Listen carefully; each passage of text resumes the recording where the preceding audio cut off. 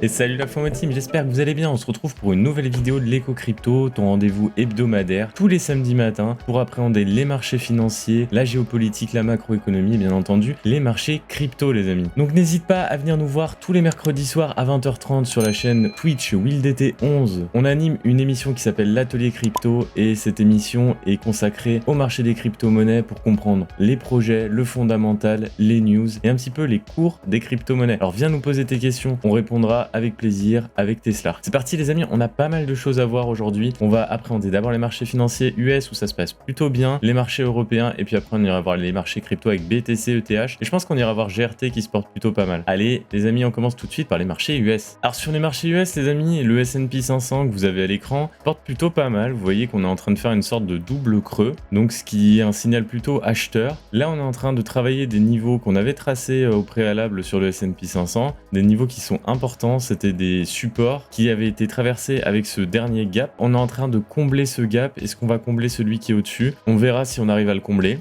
En tout cas, ce qu'il faut retenir sur le S&P 500 qui a quand même pris 3,13% cette semaine et qui a été très volatile sur ce vendredi, c'est globalement la tendance de marché est positive. Ce qui se passe, c'est que les mesures qui ont été prises par la Réserve fédérale américaine, donc la banque centrale américaine, contre l'inflation qui était à 8,6 aux États-Unis, fait que globalement l'inflation est en train de se calmer. La hausse des taux de la Fed est en train de calmer un petit peu cette inflation, et donc du coup on se dit ok, on va dire que les marchés actuels ils ont pas mal retracé avec la hausse des taux de la Fed, mais on aurait pu s'attendre à pire. Et globalement que la récession, c'est plutôt un fantasme pour certaines personnes. Sur cette chaîne vous avez parlé un peu de la récession justement si on n'arrivait pas à calmer l'inflation. Ce qui est en train de se passer, c'est que vu que l'inflation se calme, la récession est en train de disparaître. En tout cas, ce mot disparaît des tablettes. Il y a aussi un autre indicateur qui fait que ce mot de récession va potentiellement disparaître des tablettes et on en avait parlé dans les lives Atelier Crypto le mercredi soir, c'est le chiffre de l'emploi. Vous savez qu'en France, il y a un plein emploi, en tout cas c'est comme ça qu'on l'appelle, mais aux US, vous avez des chiffres de l'emploi qui sont très très bons. Et je vous donne un petit chiffre comme ça. Aux États-Unis,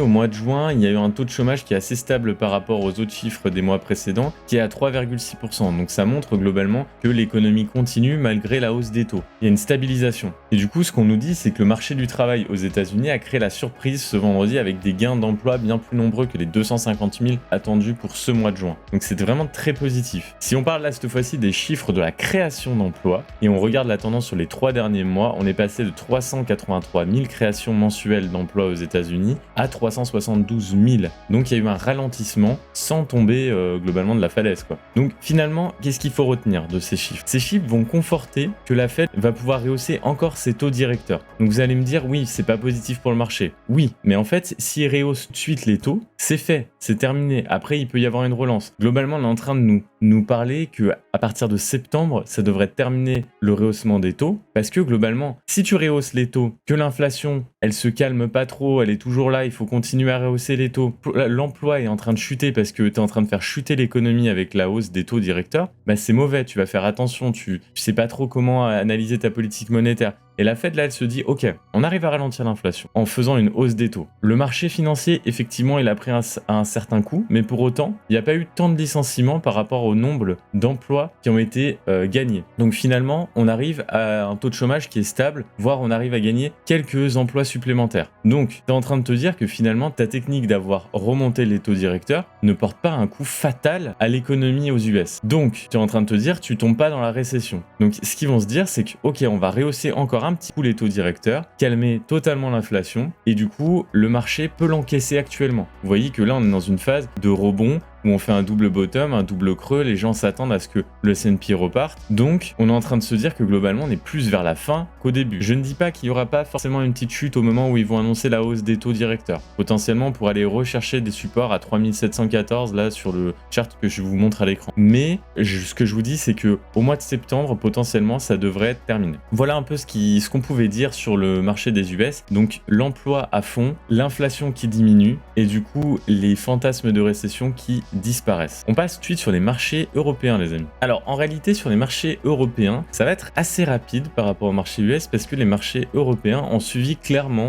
les bonnes nouvelles sur les marchés US. Ce qui a été pricé cette semaine et le CAC 40 a pris par exemple 2,68% sur la semaine, c'est tout simplement les chiffres de l'emploi américain. Les chiffres de l'emploi américain ont permis aux marchés européens et notamment au CAC 40 en France de se relancer et de se dire que la récession n'est peut-être pas à venir même en Europe. Tout simplement, ce qui est analysé par les Européens, c'est que potentiellement, comme je vous ai expliqué, il y aurait une hausse des taux directeurs en Amérique de 0,75 points, en tout cas c'est ce que disent les analystes européens, mais que tout simplement la tension sur ces marchés, sur le marché du travail, que ce soit aux US ou même un peu en Europe, fait que on va passer à côté de la récession, qu'on va lutter contre l'inflation et qu'on va repartir. Problème en Europe, par contre, est très intéressant à aller voir, c'est l'euro face au dollar. L'euro face au dollar, il est toujours en grosse difficulté, les amis. Vous voyez qu'on est en train d'être proche de 1 euro égale 1 dollar. Et ça, c'est vraiment des phases qui sont historiques. Donc, méfiance, l'euro face au dollar crée des petits problèmes quand même sur certains secteurs, notamment le secteur du luxe, les amis, qui est quand même le secteur majeur au sein du CAC 40. Le secteur du luxe souffre vraiment de cet euro qui est faible face au dollar. Il va falloir que la BCE, la Banque Centrale Européenne, fasse quelque chose pour avoir de la compétitivité de l'euro face au dollar. Parce que aux US, pour l'instant, c'est bien géré la politique monétaire et qu'en Europe, on essaye de surfer sur la vague des marchés US sans pour autant faire grand chose. Donc, ça va être très compliqué les prochaines positions qui vont être prises en Europe. Moi, je suis plus confiant sur les marchés US. Les marchés européens, pour l'instant, c'est vraiment surfer sur la vague US. Je pense que les marchés européens, le jour où les taux vraiment augmentent de manière conséquente comme aux US, on va potentiellement avoir un crash alors qu'on a déjà eu le crash des marchés US sur les marchés européens. Donc attention sur les marchés européens, je ne ferai pas des folies non plus. Tout de même, une news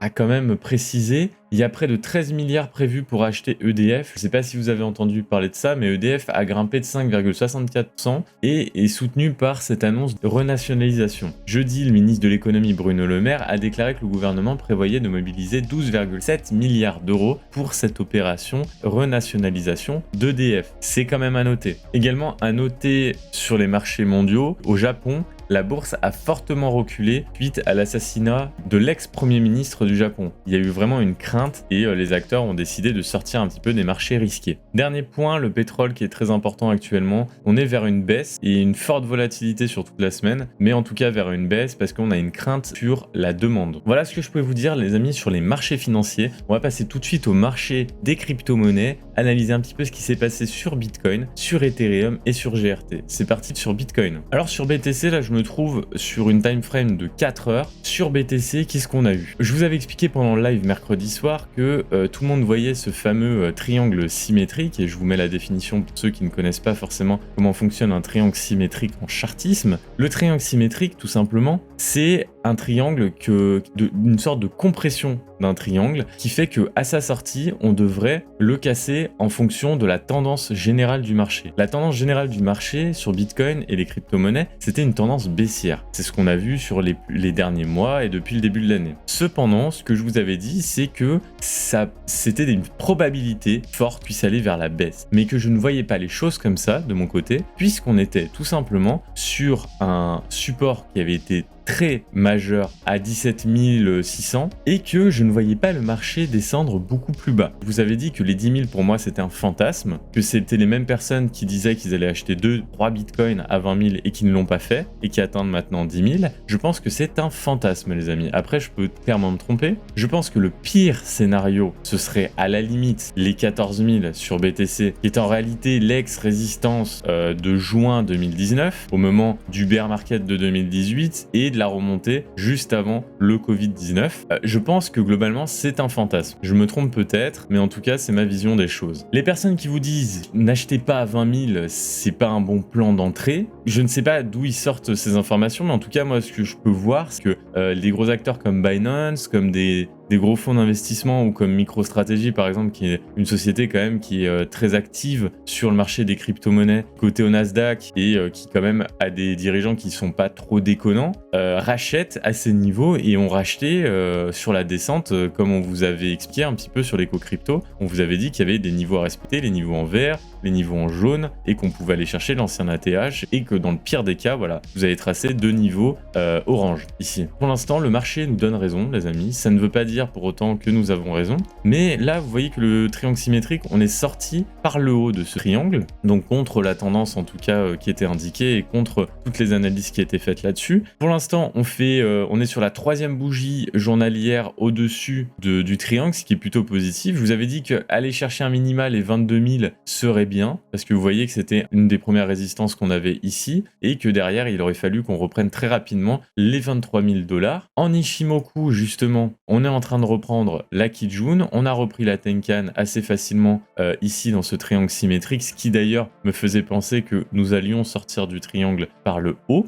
En 4 heures, c'est pareil, c'est très positif en Ichimoku, le cours est repassé au-dessus du nuage d'Ichimoku, on a repris la Tenkan, la Kijun, on est plutôt bien. Là, on est en train de perdre attention la Tenkan sur les dernières heures, mais ça devrait le faire, on est le week-end. En weekly, on est toujours très très loin, mais en weekly, c'est normal. On a vraiment beaucoup perdu de momentum, mais vous voyez que ça se profile quand même plutôt pas mal. On essaye potentiellement de reprendre des niveaux importants. Donc je vous ai dit en weekly, les 23 000 sont importants à les reprendre. Ensuite, on aura les 26 000 qui, vous voyez pour l'instant, est pile poil le support de la Tenkan. Voilà ce qu'il faudra aller chercher pour le weekly. Daily, ce qui serait bien quand même, je reprécise, mais ce serait d'aller chercher tout simplement, voilà, là on allait chercher au-dessus de la Tenkan, au-dessus de la Kijun. Ce serait bien d'aller chercher les 23 000 et surtout, voilà, d'aller chercher le nuage d'Ichimoku, de repasser au-dessus. Ça serait très positif pour le cours des crypto-monnaies. Sur Daily, on a un MACD qui est plutôt positif, qui repart pas mal. Sur Weekly, on est en train de calmer un petit peu le MACD. Et sur le Monthly, qui est un indicateur qui est regardé apparemment, le MACD, il y a des gens qui ont regardé en tout cas le MACD pour essayer de taper les bottoms. Je suis pas certain qu'il faille faire ça, puisque le MACD, comme vous le savez, c'est un indicateur de momentum et en aucun cas un indicateur de prix. Après, ça montre à peu près là où il y a un ralentissement. Vous voyez que on est en train potentiellement d'arriver sur un très bas sur le MACD et qu'on va sûrement ralentir à la fin de ce mois de juillet ou à la limite le mois d'août. Mais en tout cas, je ne vois pas forcément BTC aller beaucoup plus bas. Je pense qu'une relance mois d'août, mois de septembre serait plutôt pas mal. C'est difficile d'avoir une relance au mois d'août puisque les acteurs ne sont pas forcément là et sont en vacances. Donc je tablerai plus sur du septembre, mais je ne pense pas non plus qu'on aura un creux à 10 000 $. Ça me paraît beaucoup trop gros. Moi les amis, ce qu'on pouvait dire sur Bitcoin, donc mon avis de la semaine dernière qui est conforté par cette semaine. Je vous avais dit qu'on sortirait de ce triangle symétrique cette semaine, c'est ce qui s'est passé. On avait parié sur la hausse, c'est ce qui s'est passé, tant mieux. On va voir maintenant si le cours se stabilise ou va chercher très rapidement